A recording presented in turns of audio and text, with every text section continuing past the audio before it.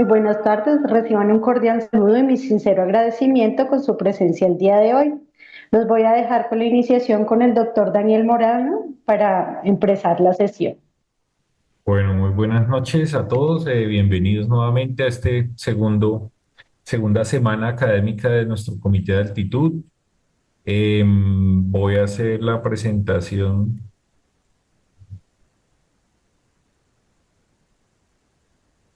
de la pantalla y bueno, digamos, hemos organizado una semana enfocada el día de hoy en revisión teórica de fisiopatología y de aspectos relacionados con patología crítica de paciente oncológico, de paciente de altitud. Y el día de mañana vamos a tener una mesa interesante de discusión con unos invitados internacionales del consenso que recientemente hemos publicado de definiciones y aspectos de la medicina, digamos, de la medicina de hipoxia hipobaríca en la altitud. Entonces, si quieres, Estefanía, hacer la presentación y ya comienzo con la conferencia.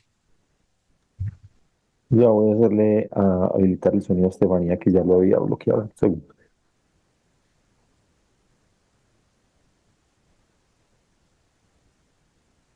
Adelante, Estefanía. Bueno, buenas noches.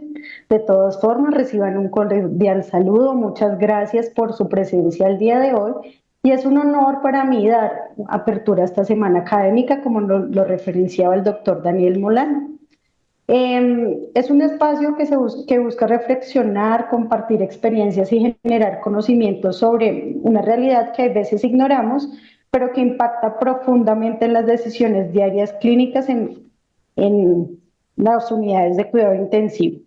La altitud, que va a ser el motivo de nuestro tema de esta semana, y vamos a iniciar con la presentación del doctor Daniel Molano, que es especialista en cuidado intensivo de la FUCS, es maestro en infectología de la Universidad de Barcelona, coordinador de la clínica CAFAM, docente de cuidado intensivo y es un personaje muy reconocido en este tema. Vamos a darle un avance con Respirando la altitud, la fascinante ruta del oxígeno y su impacto celular, una mirada profunda de cómo se modifica la altura el oxígeno. Adelante, doctor. Bueno, gracias, Estefanía. Esta primera conferencia, digamos, la planteamos porque pues nosotros nos movemos en el ambiente de la hipoxia hipovárica y finalmente en el cuidado intensivo siempre hemos pensado que el oxígeno es una parte fundamental del manejo que nosotros usamos para nuestros pacientes.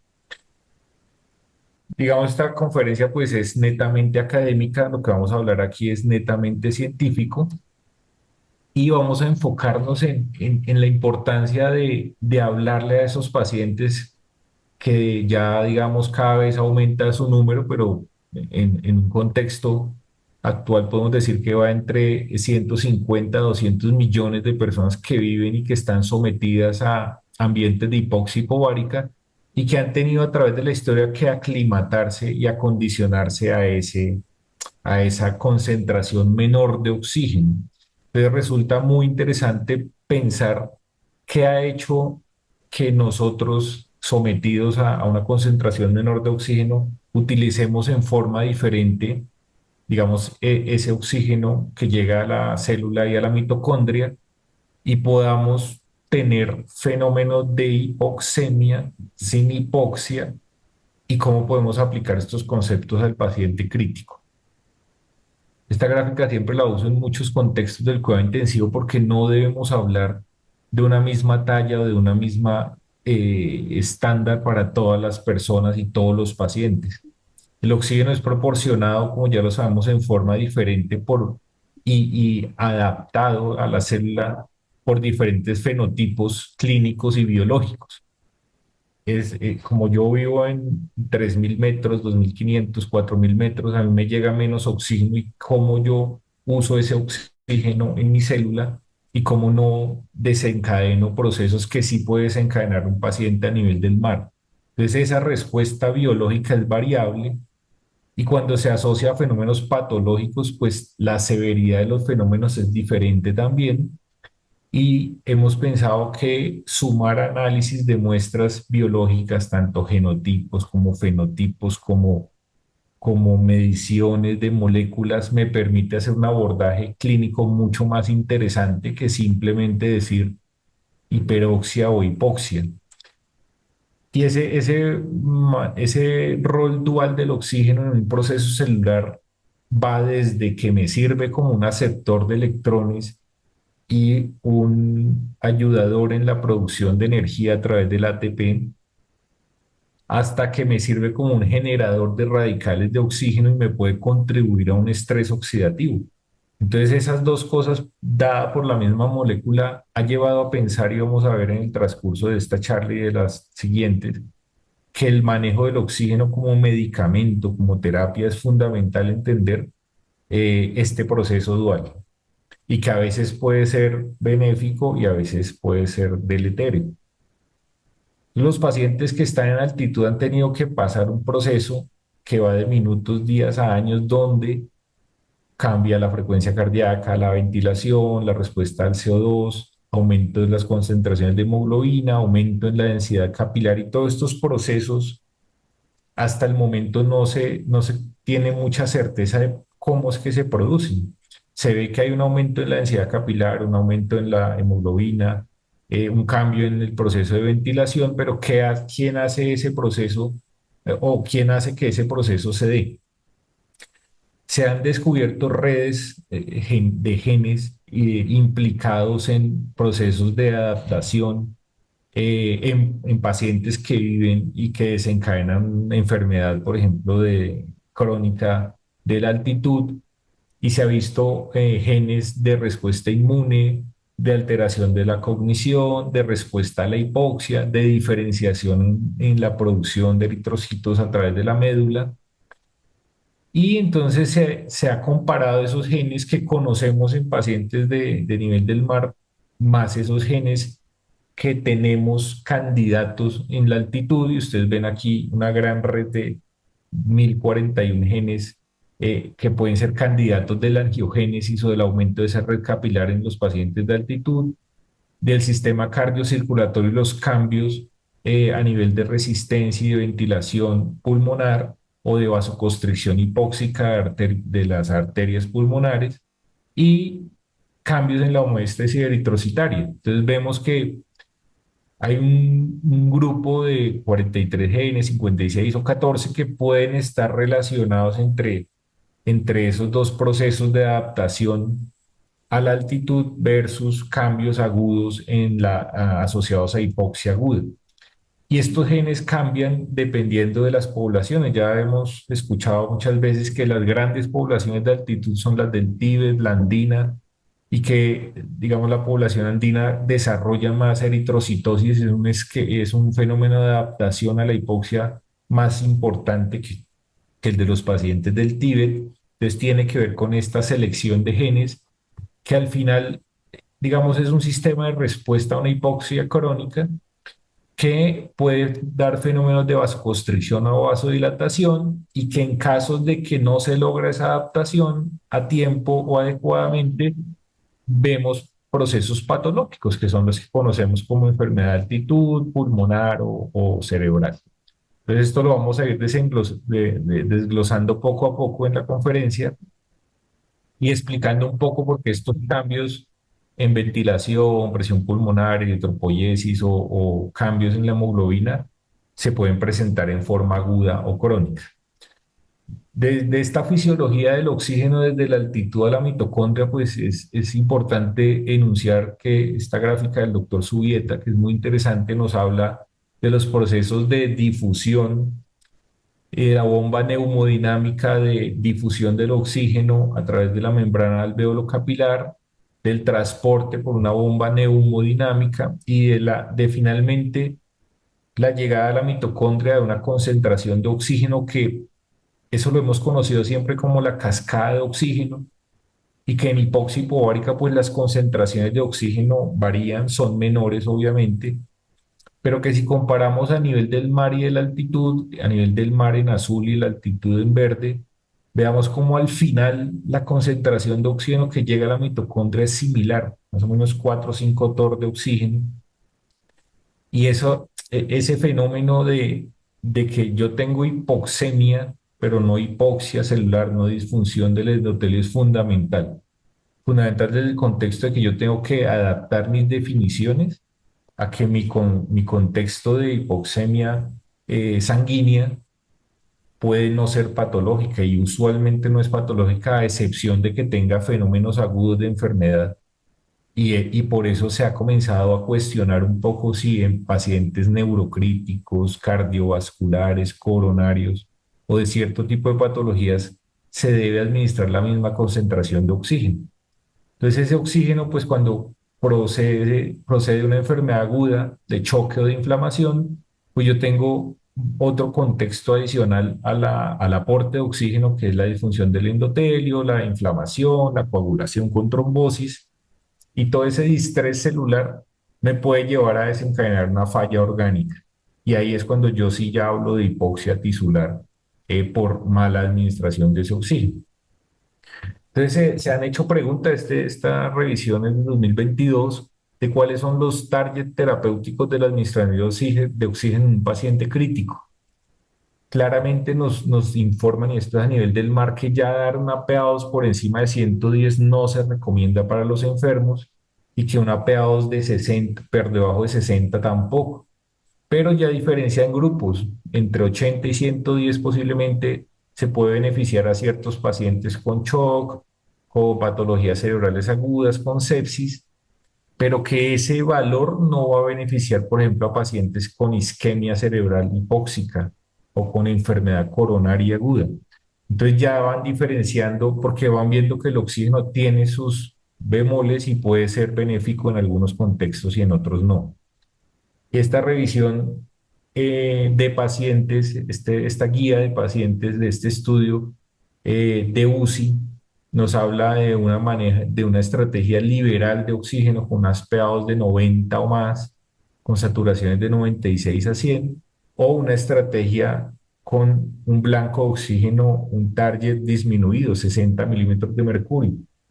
Y ustedes ven que los resultados entre los dos grupos no muestran diferencias, inclusive, digamos, en mortalidad es ligeramente superior en el de administración de un target superior o liberal, y, digamos, sugieren, o están sugieren no usar rutinariamente target altos de oxígeno en los pacientes en UCI, que eso es un cambio que hemos visto, porque antes nuestra idea era darle oxígeno o que los pacientes saturaran mucho más de lo que se esperaba, y más en la altitud, eso nosotros lo veíamos, digamos, como algo no usual. Y consideran que saturaciones de 88 a 90 con PA2 de 60 puede ser seguro en muchos de los pacientes de UCI que no tienen, digamos, o que tienen compromiso de algunos órganos específicos que vamos a ver, y sobre todo la doctora Ortiz nos va a hablar después de esos grupos poblacionales. Y pues salen revisiones del doctor Tacón, el doctor Melvin Singer, muy interesantes de los peligros de la hiperoxia. Entonces, digamos, dar PA2 por encima de 100, pues desencadena la liberación de ciertos radicales de oxígeno que tienen impacto sobre la oxigenación, lesión directa sobre el DNA, desacople la respiración de la cadena respiratoria mitocondrial y fenómenos de vasoconstricción microvascular por disminución del óxido nítrico inducible, y esos fenómenos de vasoconstricción pueden ser deleterios a nivel coronario o a nivel cerebral.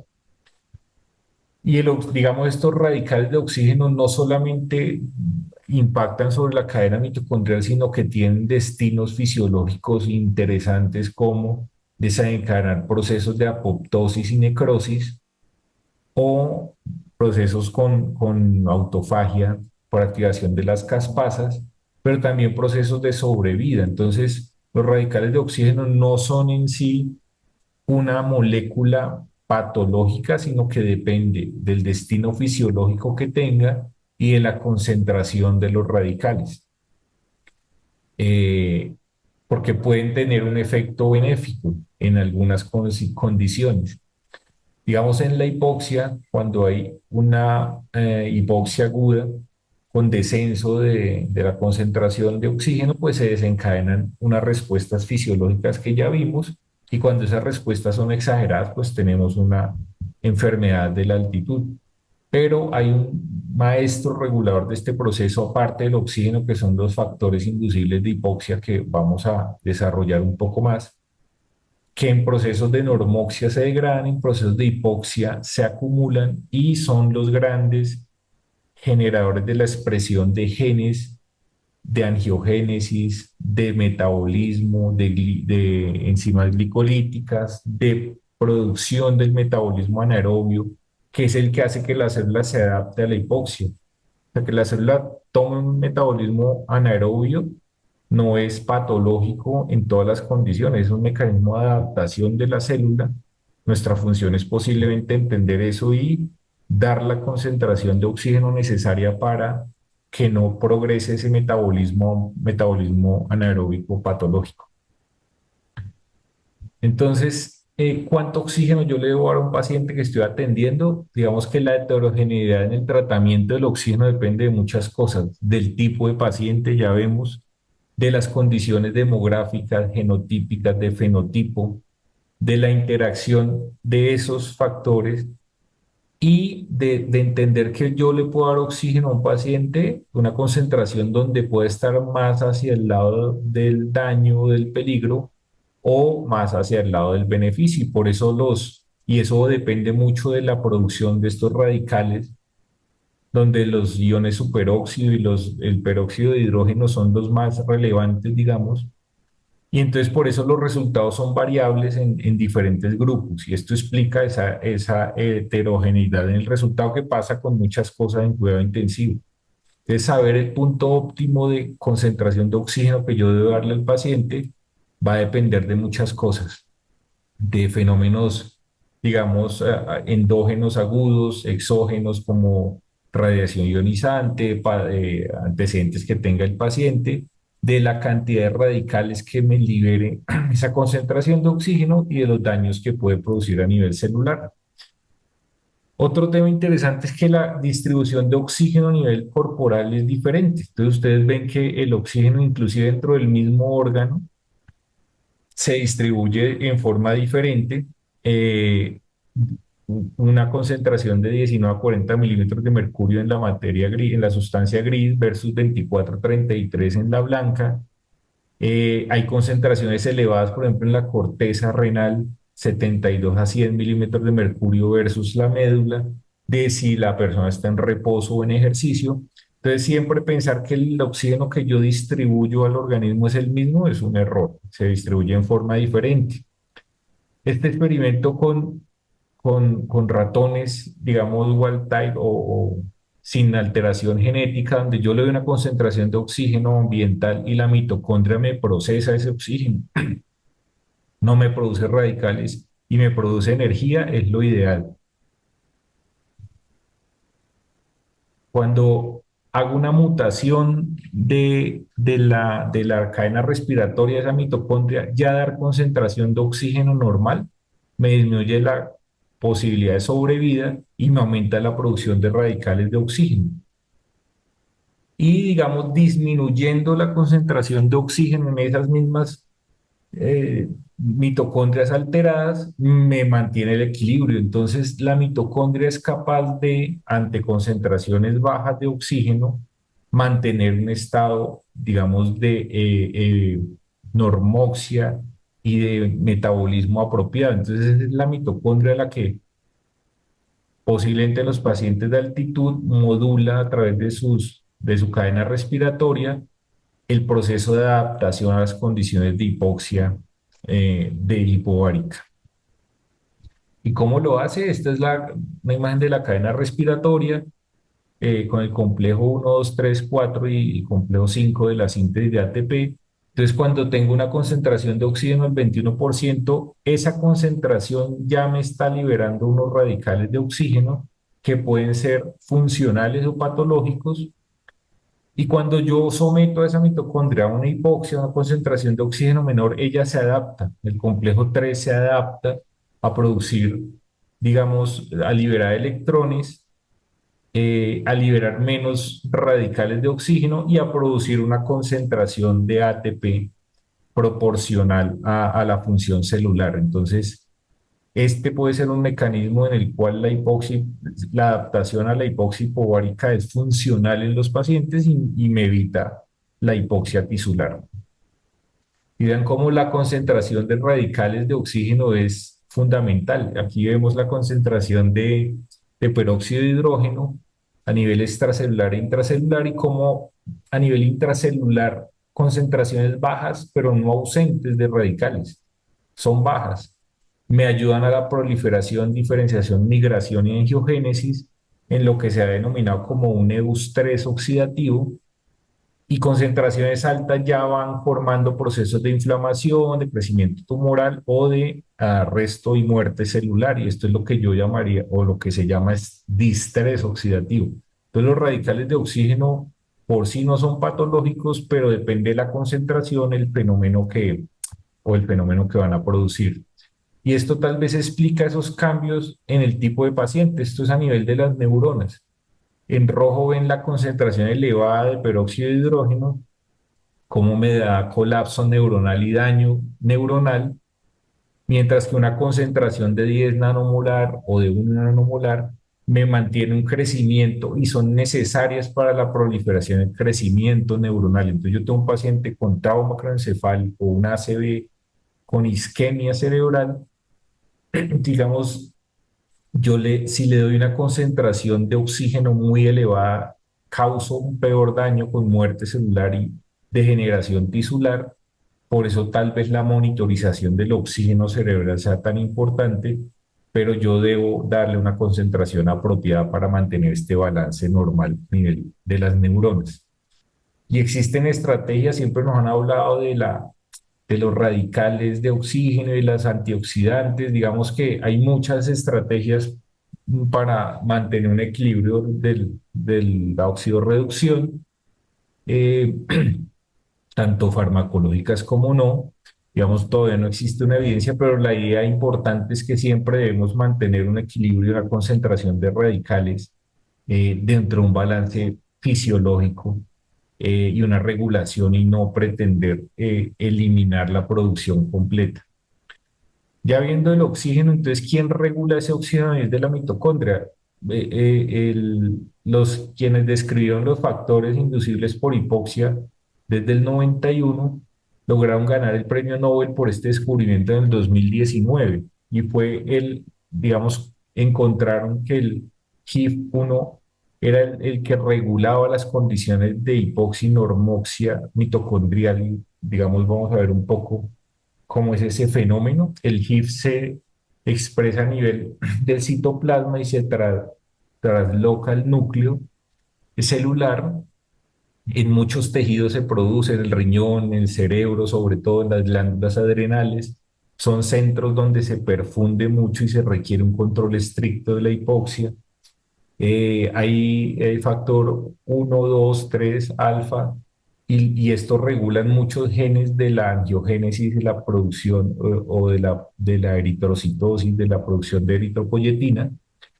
Tienen una composición, digamos, estructural similar el factor 1 y el 2, y estas son las vías relacionadas dentro del factor inducible de hipoxia, y ustedes ven cómo desencadena una liberación celular de muchas vías metabólicas, de autofagia, de muerte celular, pero también de control de la oxidorreducción. Entonces, este HIF estimula la producción de eritropoyetina, de factores angiogénicos, de receptores 1 para la glucosa, de LDH para la glicólisis.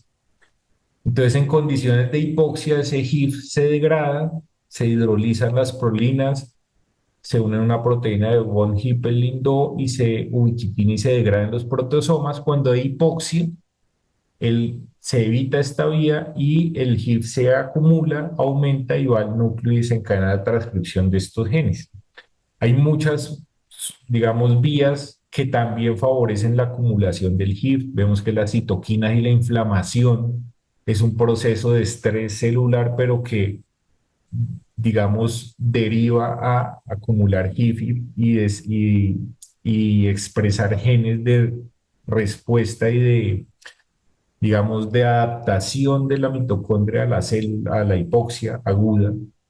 El HIF-1 se acumula en las primeras 3 4 horas, o sea, es una hipoxia aguda del paciente crítico.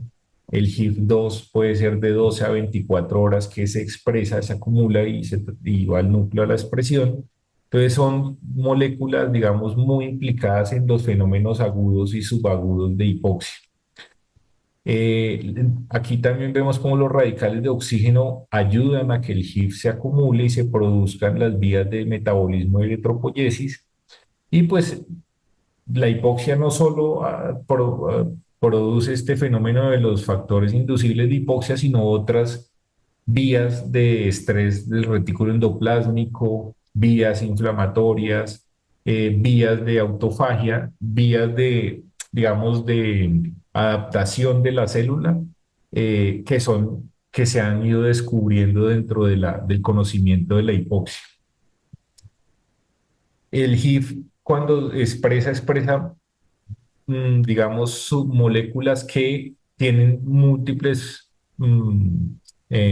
acciones que nosotros conocemos. Por ejemplo, la PDK1 inhibe la conversión de piruvato a acetil-CoA y este piruvato pasa al metabolismo anaerobio, producción de lactato. Entonces, la producción de lactato es un fenómeno de metabolismo que es adaptativo de la mitocondria.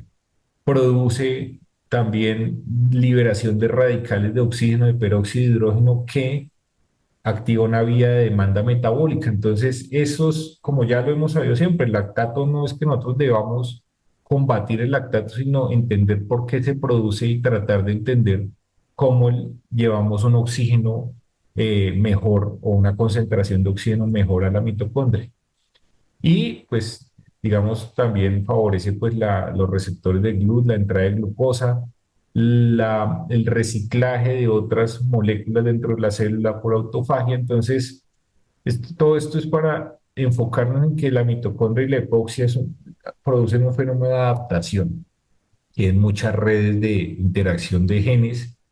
Y finalmente, esta publicación del New England nos habla cómo ese centro maestro del HIF en la hipoxia, pues me regula todo esto: la glicólisis, los genes mitocondrial, la angiogénesis, la vasodilatación pulmonar o vasoconstricción pulmonar, vasodilatación periférica en el choque. Entonces, debemos entender si usamos azul de metil en un paciente vasopléjico, por qué puede ser la eritrocitosis con la producción de eritropoyetina, el control de la ventilación en los cuerpos carotídeos. Pues como les decía, este parece ser el centro regulador de todas las adaptaciones del paciente con hipoxia hipovárica. Y en otros procesos como en la disfunción endotelial o en el control en en el microambiente hipóxico de los tumores. Y es uno de los campos de investigación interesantes con este factor y con evitar esa degradación. Entonces, como ustedes ven, esto sí explica los mecanismos moleculares de aclimatación a la alta altitud. Si yo tengo una hipoxia en alta altitud, esta vía de degradación del HIF no se da, se producen unos radicales de oxígeno que no son de un proceso patológico y ese HIF me desencadena la expresión de genes de adaptación de la hipoxia con vías de glicólisis, angiogénesis y eritropoyesis diferente. Por eso los pacientes tienen hemoglobinas de 20, una red capilar mayor a nivel placentario, una red capilar mayor a nivel de ciertos órganos. Y existe otra vía que es esta del NRF2, que es una vía antioxidante. Entonces, esa adaptación también depende de si estos radicales de oxígeno en un paciente agudo aumentan, esta vía se active para producir enzimas antiinflamatorias y antioxidantes. Y esta es como la explicación de la adaptación a la hipoxia. Hay una remodelación de esa cadena respiratoria de la mitocondria y si la hipoxia en un paciente de altitud aguda es leve, él la puede tolerar. él flexibiliza su metabolismo y produce un aumento de la vía de los antioxidantes, pero evidentemente si un paciente de altitud o de nivel del mar tiene una hipoxia aguda severa, pues entra en un daño oxidativo, una crisis energética y una disfunción de la cadena respiratoria. Entonces, conocer esos mecanismos de hipoxia pues son muy relevantes. Eh, digamos, hay estudios y vías de bloquear o de entender y bloquear o estimular la producción de HIV para disminuir los ambientes o la adaptación de hipoxia de algunos tumores, por ejemplo, tumor pulmonar, gástrico, de mama, pancreático, y es a través de la modulación de ese HIV.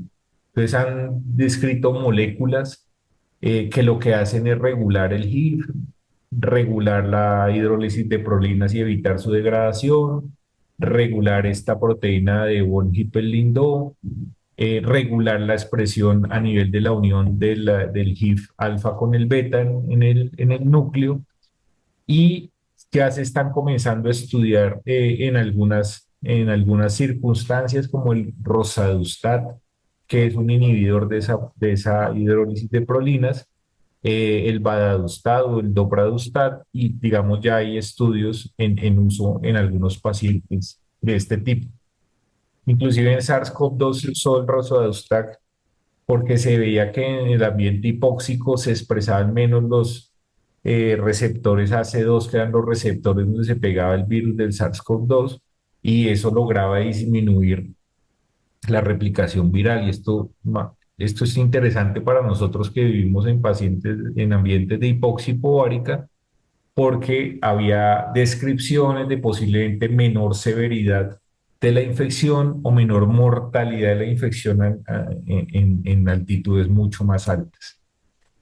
Estos son los estudios que están en fase 1, fase 2. El bortezomib como inhibidor de proteosomas también se ha utilizado porque evita la degradación del HIV. Y como vemos, hay mucha evidencia de preacondicionamiento isquémico para estimular la liberación de HIV y poder adaptar las mitocondrias a fenómenos de trasplante cardíaco, trasplante pulmonar, cirugía hepática. Es un campo interesante de investigación. Nosotros en nuestro grupo de altitud hemos entendido un poco esto y hemos, por ejemplo, vimos que los pacientes que tenían más eritropoyetina tenían menos mortalidad, o sea que lograban una adaptación mucho mayor a la hipoxia, obviamente como expresión ya de esta proteína, y que posiblemente la hipoxia como tal no es el desencadenante de más mortalidad, sino la inflamación que produce una infección o un SRA o un choque o un trauma. Entonces es interesante ese fenómeno de que el oxígeno es una molécula que debe tener un control y un entendimiento de la dosis que se le debe dar a un paciente.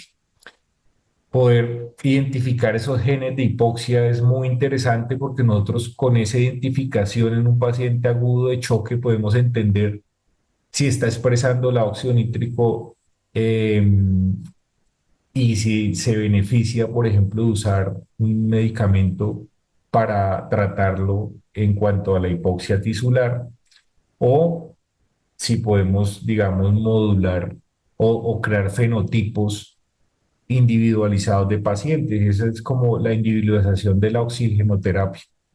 O sea, si yo logro identificar diferentes concentraciones de genes de hipoxia en los pacientes, puedo determinar qué concentración de oxígeno requiere, si esa hipoxia es por hipoperfusión o no, o si ese lactato elevado es por otra causa, si responde ese paciente al aumento o no del oxígeno, monitorizar variables fisiológicas, unir datos demográficos y datos epigenéticos. Y esa es una terapia individualizada, personalización en entendimiento del paciente con choque, y viene de la hipoxia hipovárica, de entender la hipoxia hipovárica. Entonces, en conclusión, digamos que evaluar el contexto de la hipoxia y la hiperoxia del paciente crítico es fundamental, y en estas y esa evidencia que está saliendo que nos dice que no es bueno darle tanto cuanto hay que entender por qué y esto es un racionamiento de por qué pasa eso. Interpretar esos conceptos en el paciente acondicionado a la hipoxia hipovárica también es fundamental. No es la misma dosis, ni la misma talla, ni la misma manejo para todos los enfermos. El oxígeno, como vieron, es un regulador de múltiples vías y es mucho más que simplemente hablar de hipoxemia hipoxia e hipoperfusión. Las estrategias de transfundir pacientes para mejorar la perfusión y llevar más oxígeno a la célula deben fundamentarse en qué está haciendo la mitocondria con ese oxígeno. Y pues son fundamentales proyectos y procesos de investigación en este conocimiento. Ya nosotros presentamos este libro. En este libro, digamos, hay capítulos muy interesantes que abordan este tema, escritos por autores que mañana vamos a estar en la discusión del consenso, específicamente el capítulo 31 de este libro del doctor Manuel Avellana, digamos, habla de todo esto y es muy interesante comprender esos sinónimos del paciente crítico agudo con hipoxemia y el paciente hipóxico con hipoxia hipovárica. Bueno, muchas gracias. Esa era la conferencia. Espero que les haya gustado e interesado y si hay preguntas en el chat, con gusto podremos responderlas en el transcurso de las demás sesiones. Muchas gracias.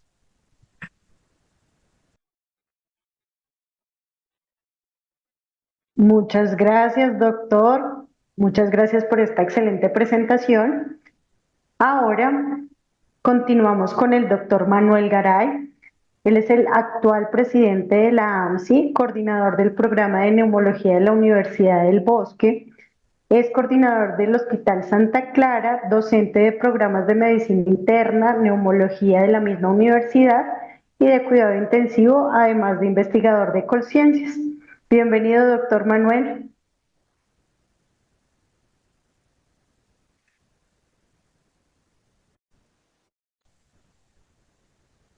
Joana, Estefanía, muchas gracias por la presentación. El doctor Molano, muchas gracias por su presentación. Creo que el liderazgo, la capacidad de convocatoria y los resultados demostrados por el Comité de Medicina Crítica de Altitud eh, son parte del resultado del trabajo de Daniel. Así que, Daniel, muchas gracias por su trabajo y su desempeño como líder en este comité. A mí me correspondió hablar sobre la insuficiencia respiratoria en altitud, en la perspectiva pulmonar y los índices de oxigenación. Nosotros en la asociación tenemos la posibilidad de trabajar en diferentes áreas y la AMSI está abierta para que quien quiera trabajar en un tema específico lo pueda hacer. Y medicina crítica de altitud es uno de ellos. Así que antes que iniciemos esta presentación, queremos invitarlos a participar en nuestro comité. De la insuficiencia respiratoria quisiéramos hablar un poco de la perspectiva que tenemos y de lo que hacemos en los pacientes con insuficiencia respiratoria. La propuesta que les hago para conversar en los siguientes minutos es hablar un poco sobre el problema que estamos enfrentando. Todos nos enfrentamos a un paciente hipoxémico que entra en insuficiencia respiratoria y la toma de decisiones se basa fundamentalmente en los índices de oxigenación. Hemos ya aprendido un poco sobre índices como la SAFI y la PAFI y cómo estos índices pueden ser adaptados a nuestra realidad en altitud. Si hay algo que nos hace diferentes en Bogotá, en Pasto, en la ciudad donde existe un nivel de altura mayor en términos de metros sobre el nivel del mar, es en la Asociación Colombiana de Medicina Crítica. Y muy bien, el doctor Molano nos mostraba cómo la unión con colegas que buscan la misma respuesta nos ha permitido las publicaciones que él nos acaba de mostrar. Del problema clínico, digamos que nos encontramos ante un paciente que hace insuficiencia respiratoria. Este es un paciente con SDRA. Y lo que ustedes están viendo en la pantalla es el componente patológico, esta es la patología de un paciente con membrana hialina, con la fase inicial del distrés respiratorio, con un trastorno en la arquitectura pulmonar mediada por la migración celular. Si ustedes ven aquí hay una migración celular importante, hay membrana hialina con ocupación del espacio alveolar.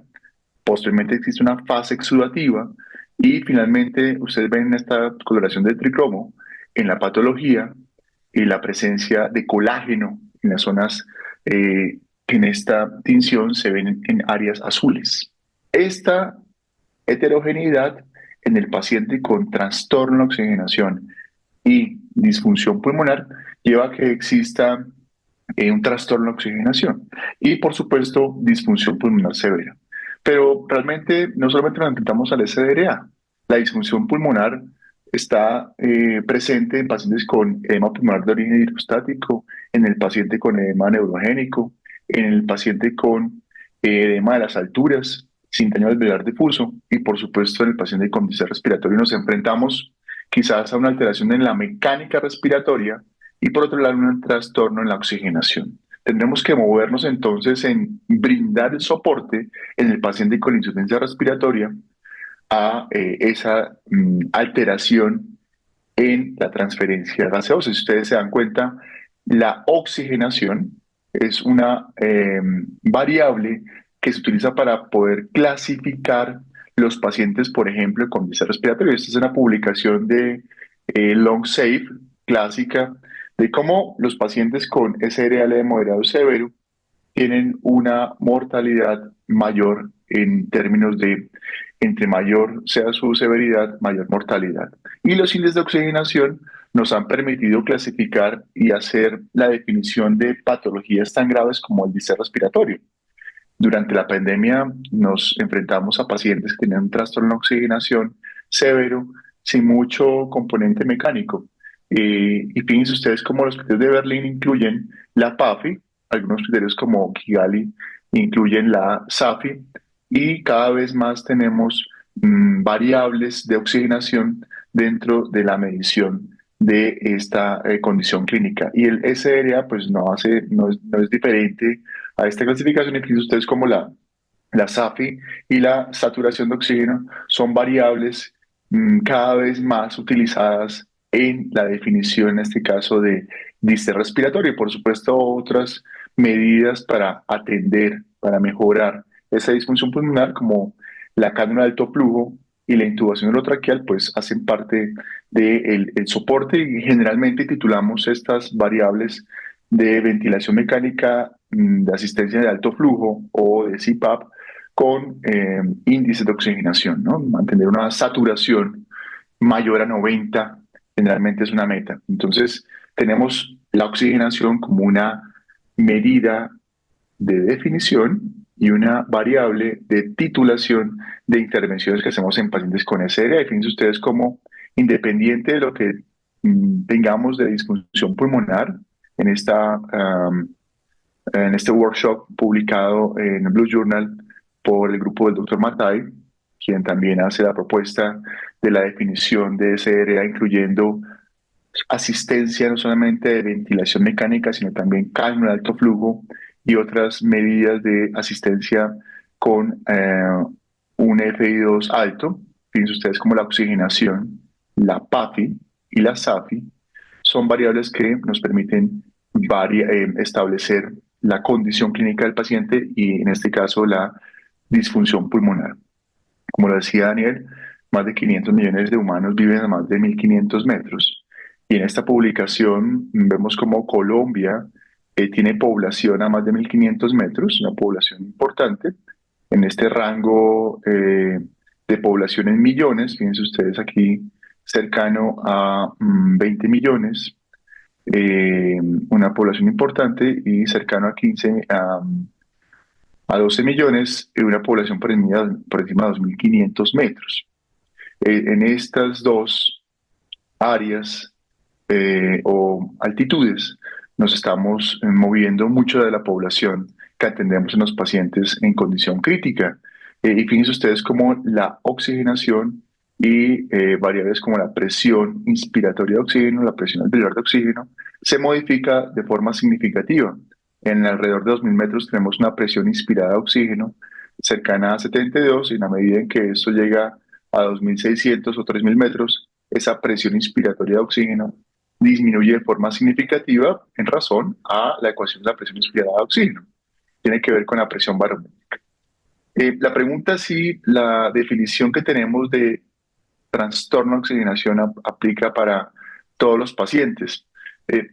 Sabemos que la definición del estrés respiratorio incluye de manera fisiológica la oxigenación en términos de PAFI, y hablamos de fenotipos, no solamente que tienen que ver con el componente de oxigenación, sino también del componente mecánico pulmonar.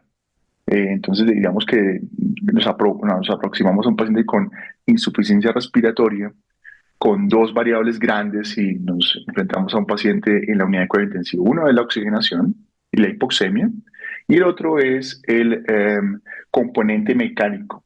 Y en la medida en que hablamos de medicina de precisión, deberíamos aproximarnos a un elemento etiológico que nos permite identificar pacientes susceptibles de intervenciones, variables biológicas, y allí aparecen los biomarcadores para poder establecer un fenotipo diferencial, y la fisiología pulmonar nos ha permitido hablar de una presentación clínica en términos de oxigenación diferente que nos permita una asistencia, en este caso, del trastorno de oxigenación, pero también de variables mecánicas como la presión o el drive respiratorio, y variables mecánicas como sabemos muy bien la presión meseta, la presión de conducción, la potencia mecánica, que nos permiten establecer intervenciones en este grupo de pacientes. Y rasgos tratables como la oxigenación, es un rasgo tratable porque en la medida en que yo veo un trastorno de oxigenación severo, yo busco mejorar esa oxigenación con el aporte de FiO2 de oxígeno. Hay diferentes trabajos que intentan establecer si existe una relación entre la oxigenación y la lesión pulmonar. Y en esta publicación de este año, el grupo italiano, liderado por Gimello y el doctor Luciano Gattinoni, en su momento habla sobre la divergencia entre la oxigenación y la lesión pulmonar, y cómo el riesgo de lesión pulmonar autoinducida no se relaciona con la severidad del SDRA según la PAFI.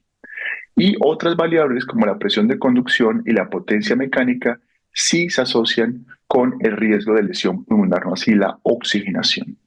Y la oxigenación refleja, sin lugar a dudas, una alteración en la función, la transferencia gaseosa del espacio alveolar al espacio arterial por diferentes mecanismos de trastorno de oxigenación. Eso, por supuesto, está asociado a una alteración en el peso pulmonar, demostrado en trabajos previos del doctor Gattinoni, con una interpretación de esa alteración del peso pulmonar y menos tejido aireado como el baby long, y mayor potencial de reclutabilidad. Es decir, que con presión yo puedo abrir unidades alveolares para mejorar esa relación ventilación-oxigenación o ventilación-perfusión. Y en esta publicación, fíjense ustedes como variables como mechanical power o driving pressure no tuvieron diferencias significativas, independientes si estaban en un trastorno de oxigenación moderado, leve o severo. Lo cual implica que además de la oxigenación, que es una variable funcional, deberíamos tener una variable mecánica para poder establecer las intervenciones y disminuir la lesión pulmonar.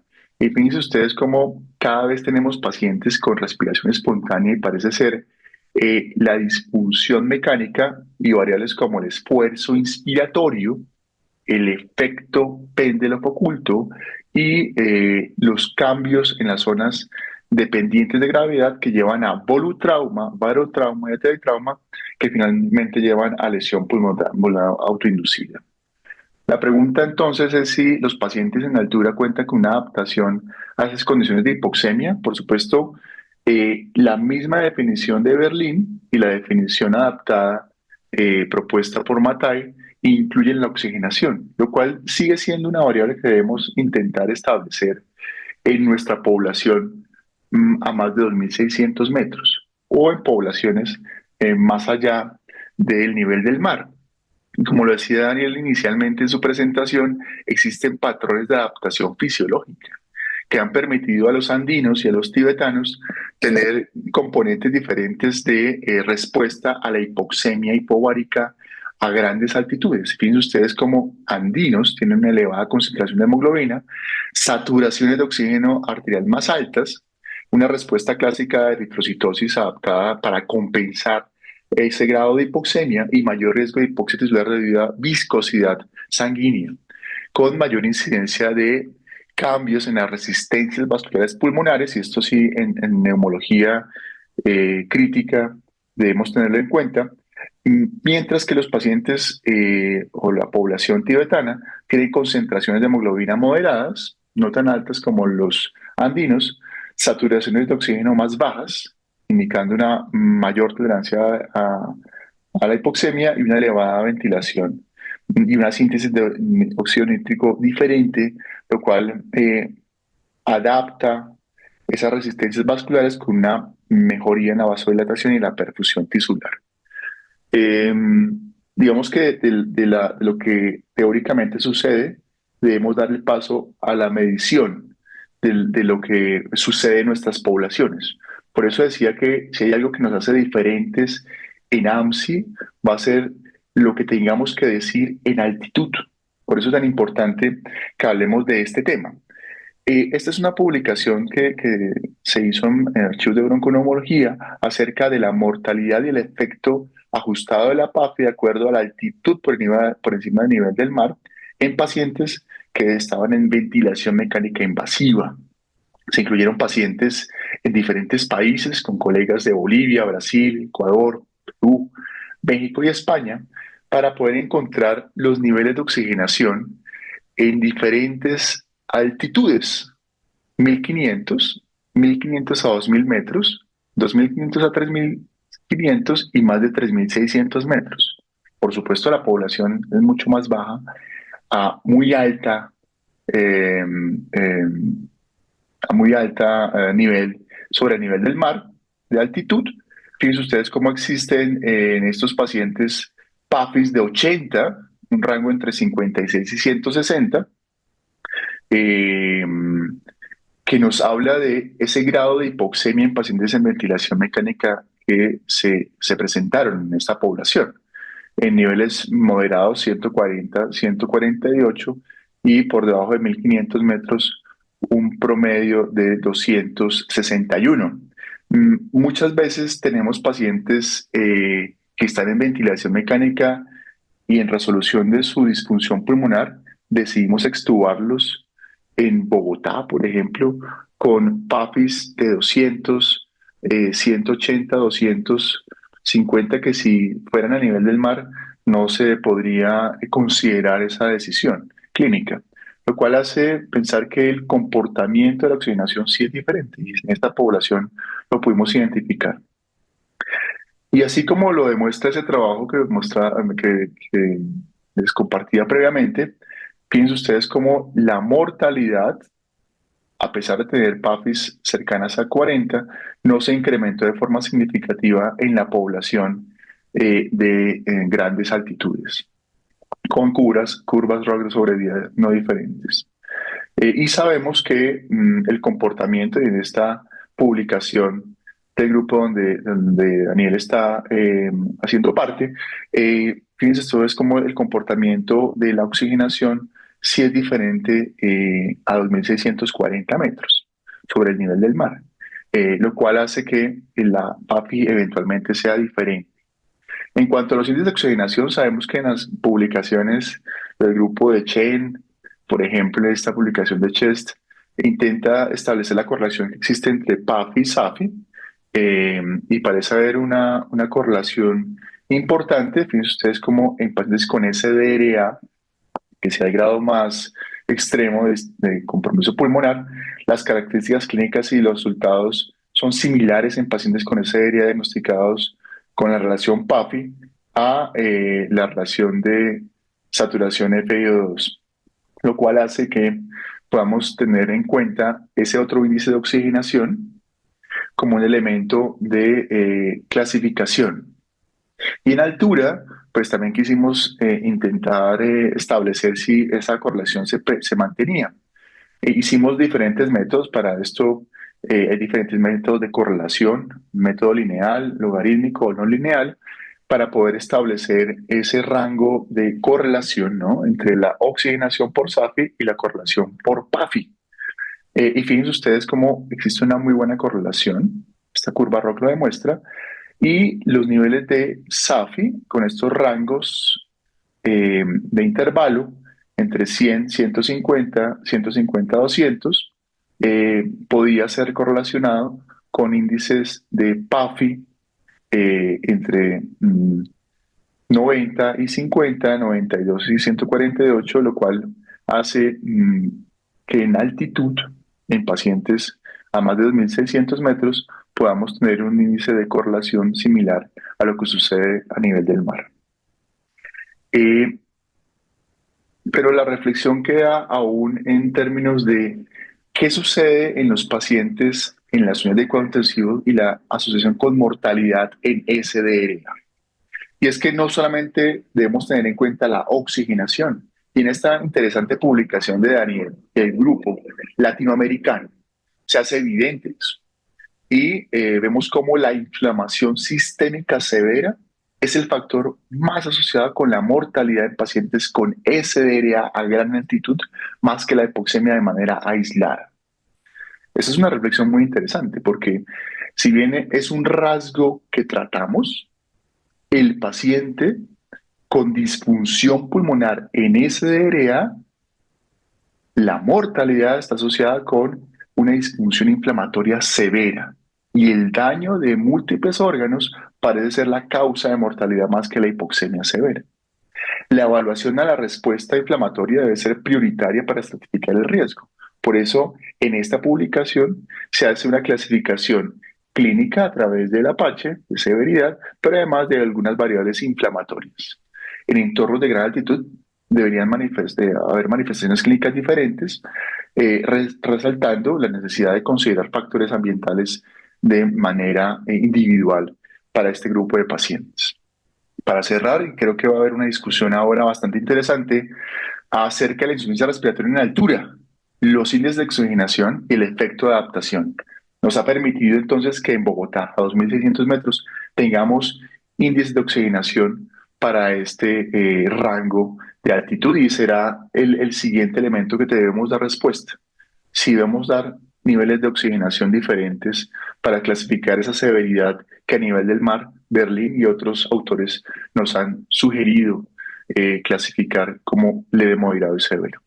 La SAFI y la PAFI han demostrado una correlación suficiente para ser intercambiables en cuanto a diagnóstico, pronóstico y titulación.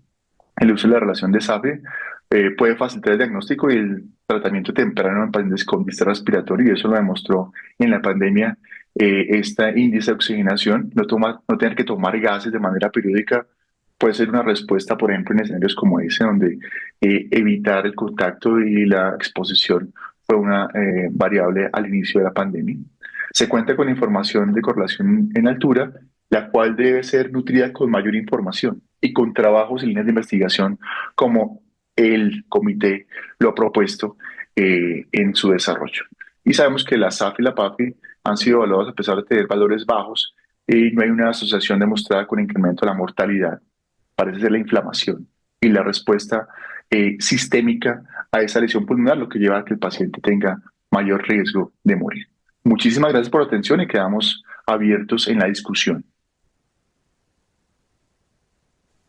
Doctor Manuel, muchísimas gracias por esta gran exposición para entender cómo debemos valorar y ajustar las estrategias diagnósticas y terapéuticas en los escenarios hipováricos. Dando continuidad, vamos a presentar a la doctora Diana Ortiz. médica intensivista, coordinadora de la Unidad de Cuidados Intensivos de Chía, quien nos trae una perspectiva integradora con su charla El impacto oculto de la altitud en el paciente neurocrítico y cardiocrítico en diferentes niveles de presión atmosférica. Bienvenida, doctora.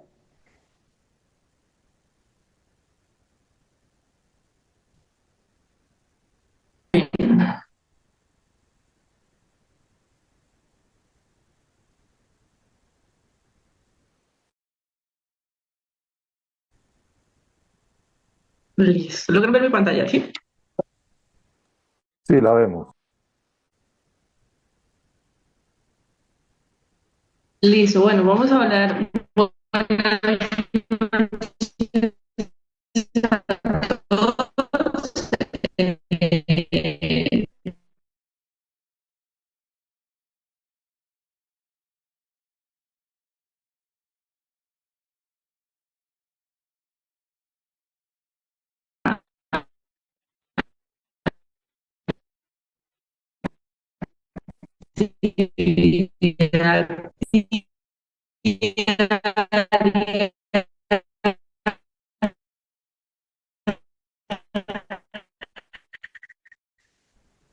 en este tipo de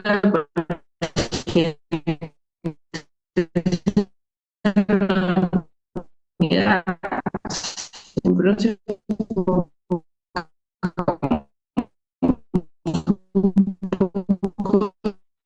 Doctora, disculpa, doctora, es que creo que no se está escuchando nada. Estaba esperando porque no sabía si era solamente mi señal, pero no se está escuchando nada. Entonces vamos a esperar un Me momento. empezaron a llegar mensajes, hablar un poco de los cambios.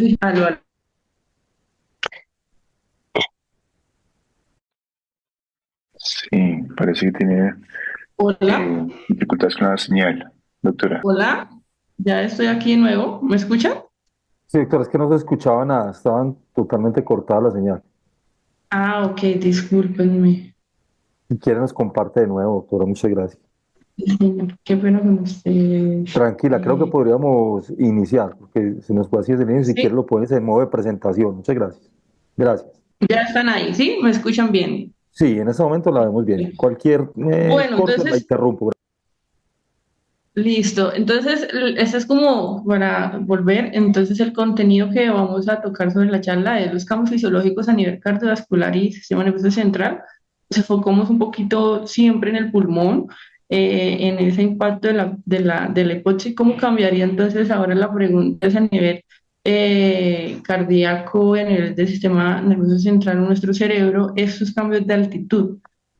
Vamos a hablar un poco sobre la enfermedad coronaria, la falla cardíaca y pues las medidas de neuroprotección que abarcan todas las partes de neurocríticos, que es lo que generalmente hacemos en nuestra actividad como intensivista. Entonces, pues rápidamente para recordar, la hipótesis hipovárica, pues a medida que aumenta la altitud, tenemos unos cambios tanto en la presión de oxigenación, de saturación y de la presión inspirada que cambian a medida que aumentan, van disminuyendo y eso nos hace exponernos a esta hipótesis ovárica que hace unos cambios dependiendo de la exposición, si es agudo o crónica, unos cambios adaptativos que el ser humano es un ser muy complejo y logra hacer su adaptación a medida de la exposición. Entonces, esto es algo más gráfico también de lo que hemos hablado un poco de los niveles de diferentes lugares como Ciudad de México, Bolivia, Francia, el Monte Everest, que son como los más altos.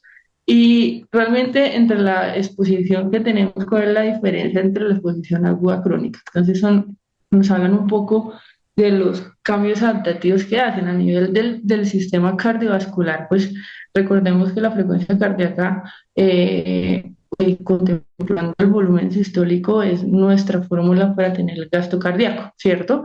Ese gasto cardíaco, cuando tenemos una exposición pues aguda realmente, lo que tenemos es un aumento de este gasto cardíaco. ¿A expensas de qué? De la modificación de estas dos variables, tanto de la frecuencia cardíaca como el volumen sistólico. Si uno aumenta, el gasto cardíaco va a aumentar.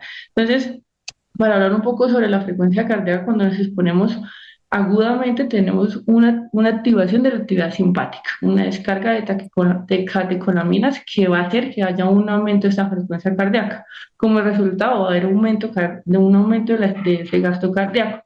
Pero también tenemos un punto donde ya la exposición es un poco más prolongada y vemos que las frecuencias cardíacas empiezan a disminuir y se comportan normales como si estuviéramos a nivel del mar. ¿Y qué pasa en ese momento? Pues tenemos una estimulación excesiva de estos receptores beta-2 adrenérgicos y hace una regulación negativa. Esta sobreestimulación hacen esta regulación negativa, como si se desensibilizaran estos receptores y estas frecuencias cardíacas disminuyen o vuelven a la normalidad al sistema a nivel del mar. Pero eso sería en reposo. Entonces ya cuando nos exponemos a una actividad física, ahí cambia, ahí tenemos otra vez la activación de esta parte simpática, ¿cierto? Y es donde encontramos también otra cara de la moneda, y es la endotelina 1, ¿cierto? Que es un péptido vasoconstrictor y que va a actuar sobre los cardiomiocitos, que a medida que avanza esta altitud, vemos que han estudiado este péptido y se han asociado a niveles altos de plasma, sobre todo en los receptores ETB1 beta, que son un efecto inotrópico y gonotrópico positivo que van a aumentar en esta capacidad de aumento de gasto cardíaco. Y esto simplemente es para compensar esa demanda adicional que el cuerpo o que el resto del sistema está demandando. Entonces, esa es una de los principales como efectos cardiovasculares. El otro es el volumen sistólico. Algunas literaturas nos hablan de que hay aumento, otros en disminución. Es algo controvertido. No hemos llegado como a tener una evidencia clara sobre qué realmente puede ocurrir sobre el volumen sistólico. Lo que sí es claro es que dependiendo de la exposición vamos a tener aumentos o disminución. Entonces, aquí hay un estudio de 139 pacientes donde hacen una exposición a 500 metros sobre el nivel del mar y inmediatamente los exponen a 3.700 metros sobre el mar y vemos que hay una evidencia de un aumento, ya sean 4 ml, pero hay un aumento de 4 ml que eso afecta al final un gasto cardíaco, que hace que aumente, que disminuya o que se mantenga igual. Entonces, sí hay un aumento y hay algunos estudios donde se ha evidenciado, en otros no, pero es un área de investigación muy interesante. Esa exposición crónica a la altitud, ¿cierto? Hay una reducción de este volumen sistólico porque hay una aclimatación, hay una adaptación. Entonces, recordemos lo que hablamos antiguamente, pues hay un aumento del hematocrito, ¿cierto? Donde tenemos una policitema y hay un impacto sobre el retorno venoso. Eso hace que el volumen sistólico sea comprometido. Entonces hablamos que pueden haber una disminución por estos factores y pues en consecuencia una reducción de la precarga causada por esa vasoconstricción pulmonar que se hace a la exposición de una hipoxia hipovárica crónica, que la principal causa pues de afectación en a nivel cardiovascular es una falla cardíaca por una hipertensión pulmonar asociada a una vasoconstricción hipóxica que tenemos a largo plazo, ¿sí?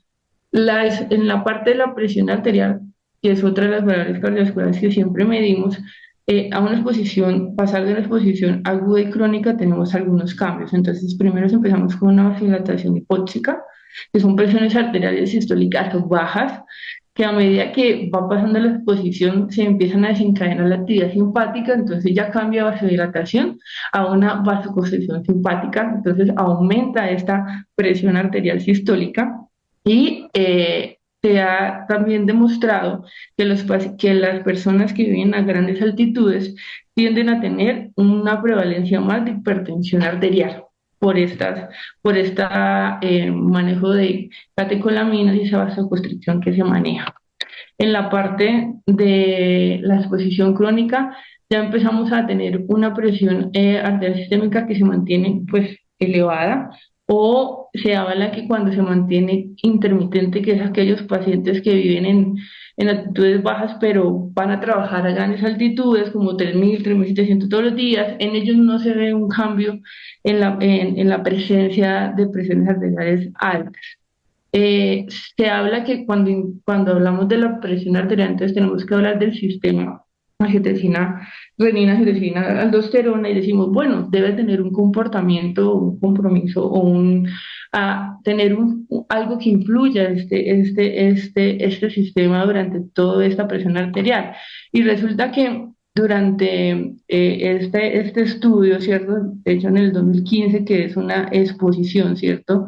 De la hipótesis hipobaríca a una altitud intermedia, a Milán, que son como 500 y los otros son como 1700 más o menos, miraron cuáles eran los cambios en esta presión sistólica, esa presión arterial sistólica, y hacían las mediciones. Entonces veían esos cambios en la parte de las 24 horas durante el día y durante la noche. Si vemos, hay una prevalencia de aumento en estas tres circunstancias, siendo significativa. Entonces es un hallazgo interesante. Estos pacientes de por sí van a tener unas presiones arteriales altas, unos cambios cardiovasculares y unos cambios en su estructura por ese aumento de presión y estrés en las paredes miocárdicas. Hablando ya sobre el sistema de renina-angiotensina aldosterona, uno creería que tendría impacto sobre la presión arterial, pero se ve que la inhibición de este sistema es lo que no se encuentra, o sea, es lo que se encuentra presente en esta hipertensión a la exposición crónica. Y que si llega a estar presente su actividad, se desencadena o el paciente presenta este mal agudo de montaña. Entonces, es una mala regulación de este sistema si se llega a presentar.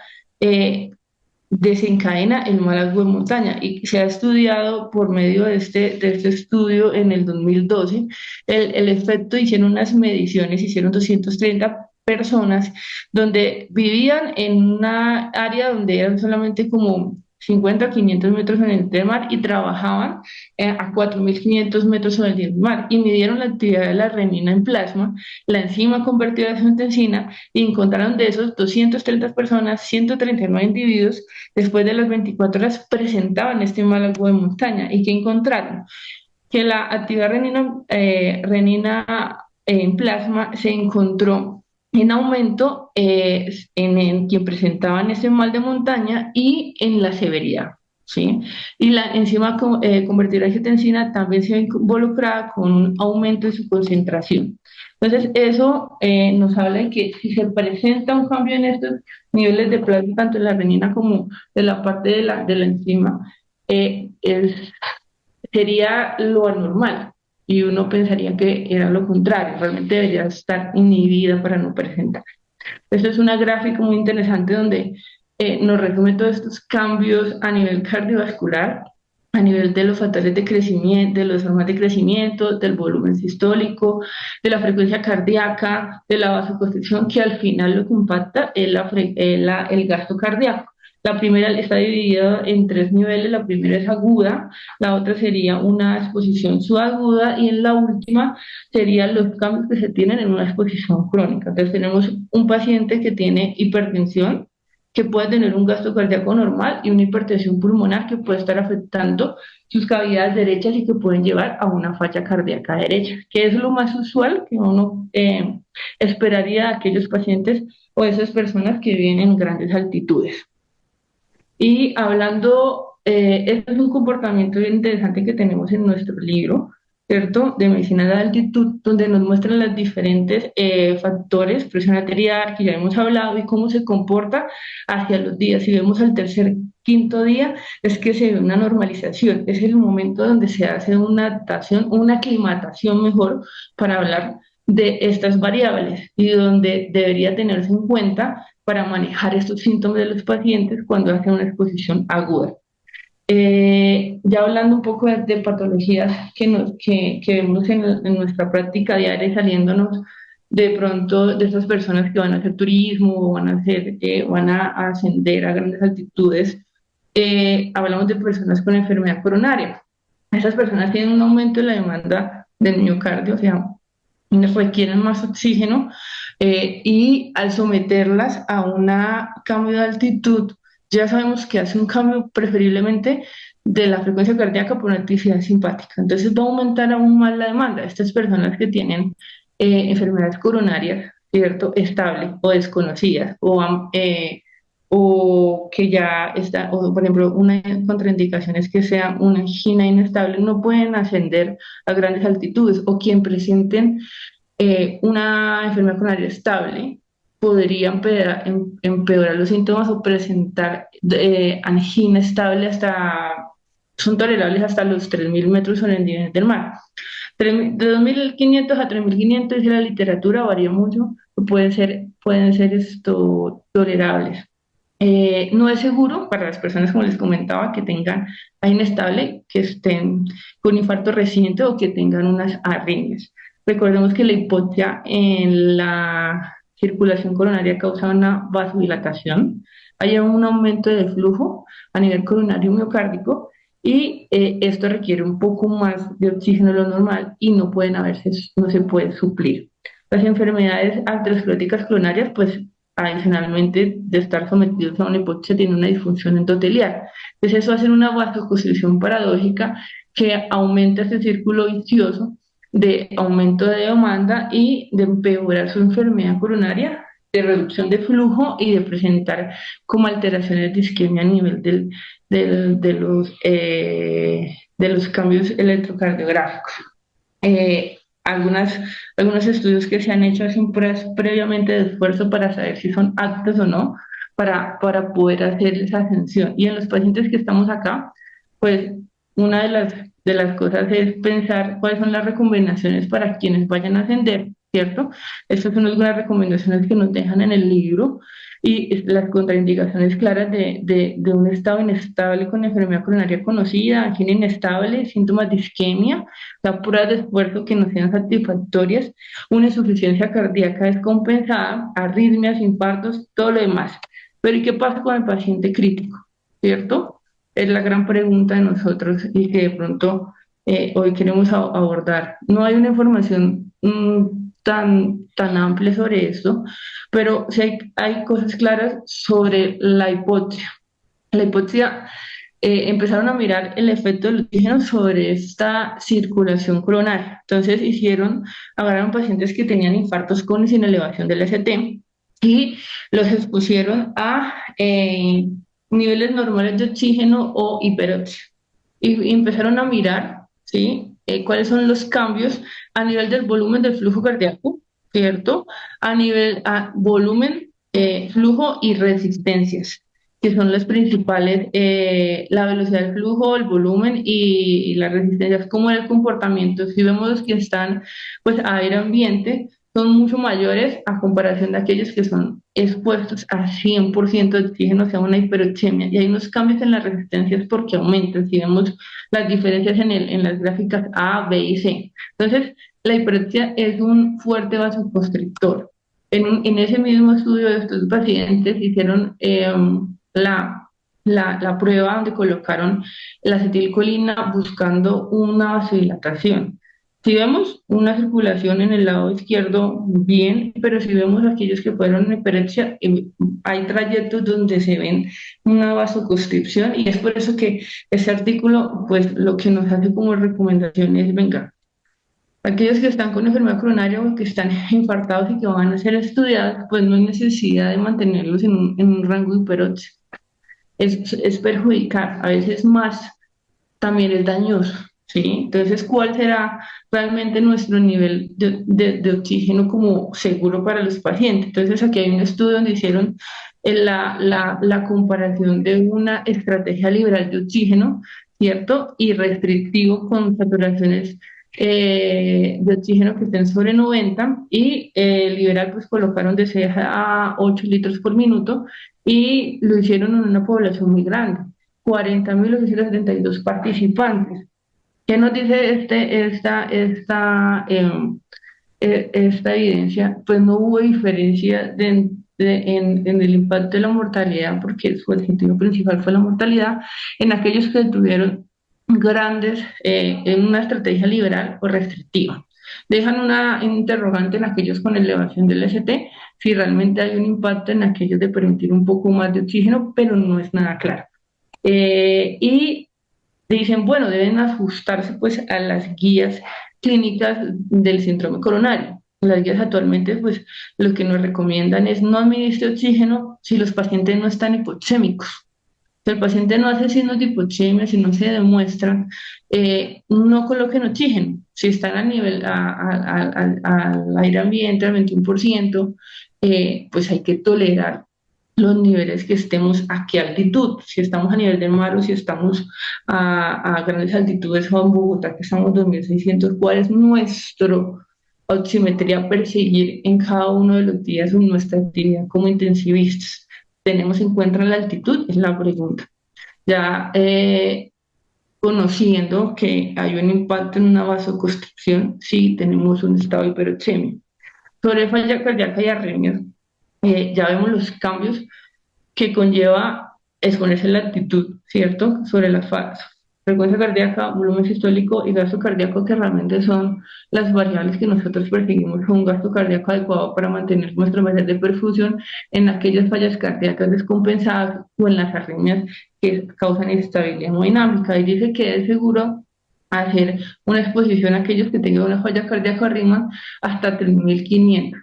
Después de este rango es muy riesgoso, son más arritmogénicos, más o menos del 30-40% se calculan muertes súbitas por taquiarritmia en aquellas personas que se emprenden en su reto de hacer, de subir a grandes altitudes, simplemente por turismo o por actividad.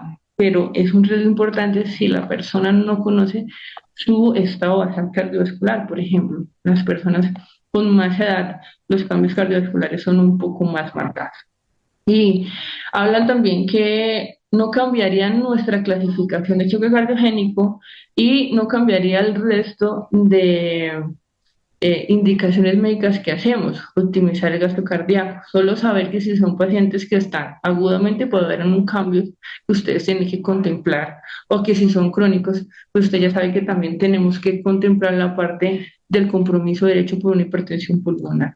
Entonces, nos habla la información que hay, que nos adheremos a las guías y las recomendaciones que venimos manejando, ¿sí? Y no olvidar que estos cambios que ya hemos mostrado anteriormente son los que impactan a veces nuestras metas diarias de cada paciente. Siempre hay que individualizar, ¿verdad?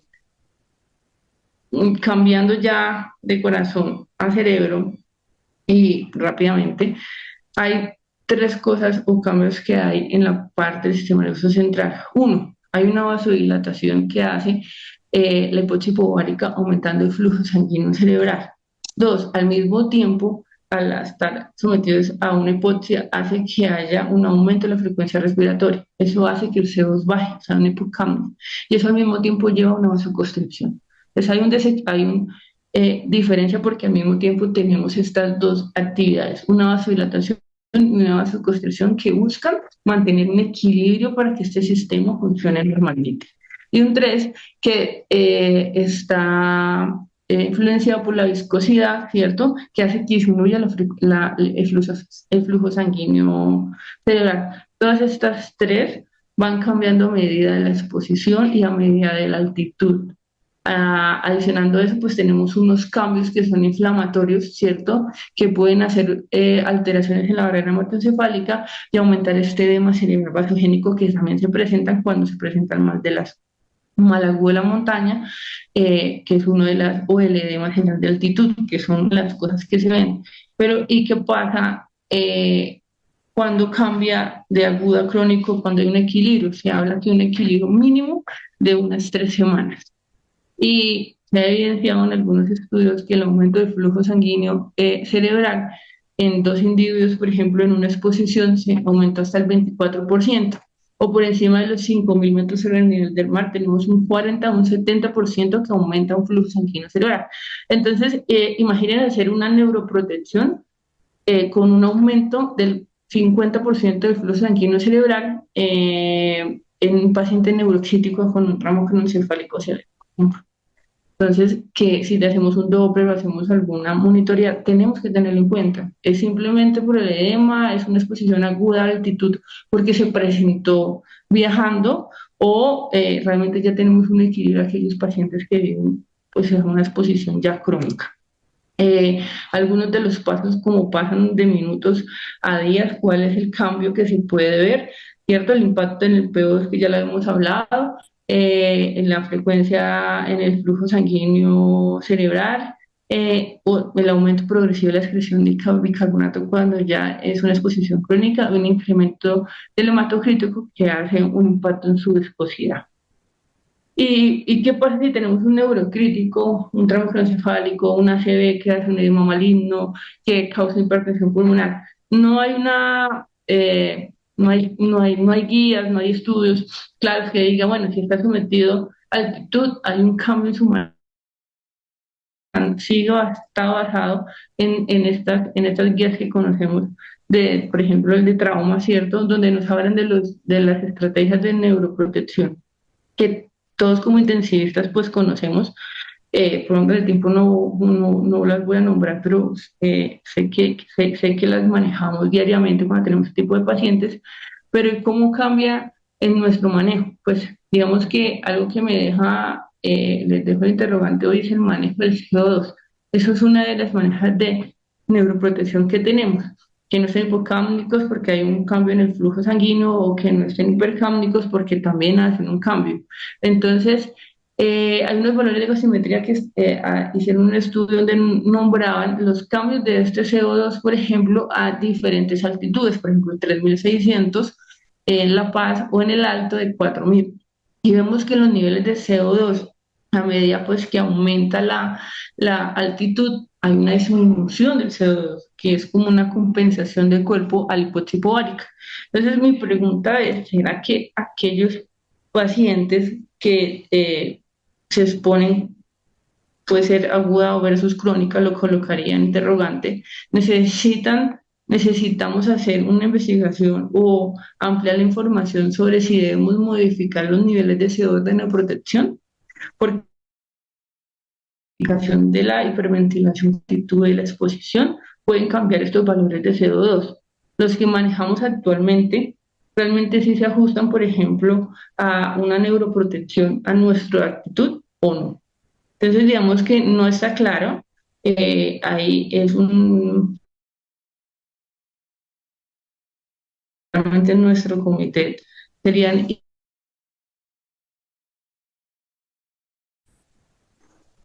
porque hay digamos que muchas preguntas a responder. En la literatura que hay, la exposición de oxígeno sobre la lesión cerebral aguda, se habla que sí hay aumento de la mortalidad, ¿cierto? En estos pacientes o de peores desenlaces cuando están expuestos a una hiperoxemia. Entonces, esto un estudio rápidamente, donde su principal desenlace es peores desenlaces neurológicos y dice que aumenta el 1.29 veces más, ¿sí? El estar hiperoxémico a no estarlo.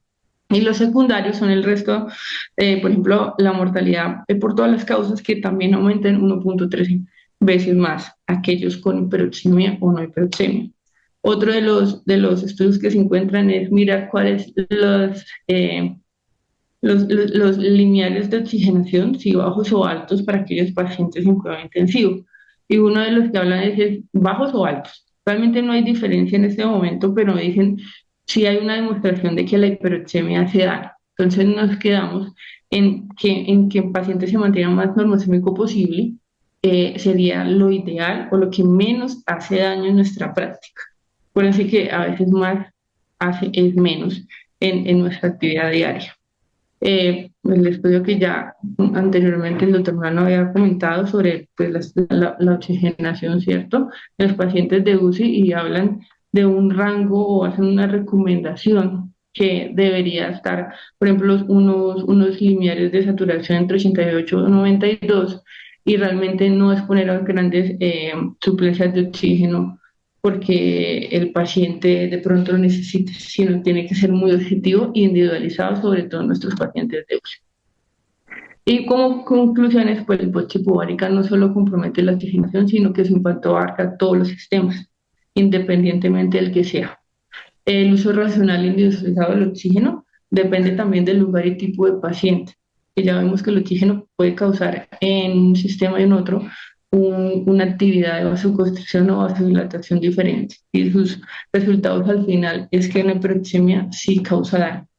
El manejo médico del paciente cardiocrítico neurocrítico pues debe tener en cuenta los cambios fisiológicos, no cambia las actividades o las conductas que hemos conocido. Lo que sí nos hace es un poco más sabios en manejar la parte fisiológica de cada paciente que vemos y tener los factores que pueden hacer confusores en nuestras decisiones, conocerlos para poderlos o abordar o sacar de la ecuación.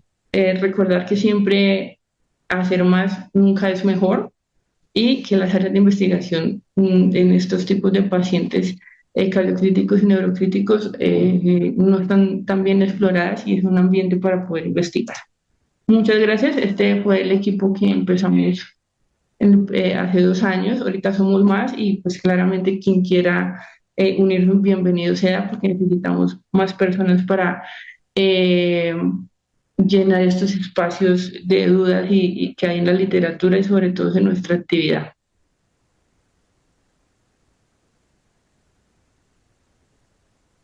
Muchísimas gracias, doctora Ortiz.